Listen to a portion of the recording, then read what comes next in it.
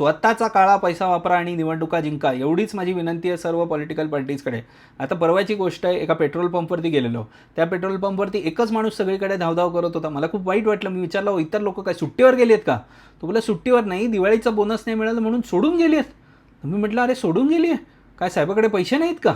तो बोला खरंच नाही आहेत साहेबाकडे पैसे. म्हटलं एवढा मोठा पंप का, पैसे संपले? तो म्हणलं नाही, निवडणुका येतात म्हणून पार्टीला देऊन टाकले. आता ती कोणती पार्टी हे मी तुम्हाला देवाशपथ सांगू नाही शकत, कारण माझ्या मते ना सर्व पार्ट्या एक जात हरामखोर असतात. पण हे या लेवलची हरामखोरी करत असतील असं मला वाटलं नव्हतं. मला आधी वाटायचं हे स्वतःचा काळा पैसा वापरतात आणि मग निवडणुका जिंकतात. पण नाही नाही नाही, हे लोक एका गरीबाकडनं पैसे घेत आहेत, दुसऱ्या गरीबाला देत आहेत. मग तो गरीब ह्यांना मतदान करतो आणि मग हे निवडणुका जिंकले की ह्यांच्या मिरवणुकीत येऊन तो नाचतो आणि मग पुढची 5 वर्ष हे त्या गरीबाकडनं पैसे वसूल करतात. मानावं लागेल काय विजन असते आपल्या पॉलिटिशियन्सची, खरंच खरंच मानावं लागेल. खरंच माझं एवढंच म्हणणं आहे. हे बघा, जनता म्हणून आम्ही प्रश्न विचारणं कमी केलं आहे. आम्ही तुम्हाला विचारतो का शेतकऱ्यांच्या मुद्द्याबद्दल प्रश्न? आम्ही नाही विचारत. आम्ही तुम्हाला रस्त्यावरच्या खड्ड्यांबद्दल प्रश्न विचारतो का? नाही विचारत.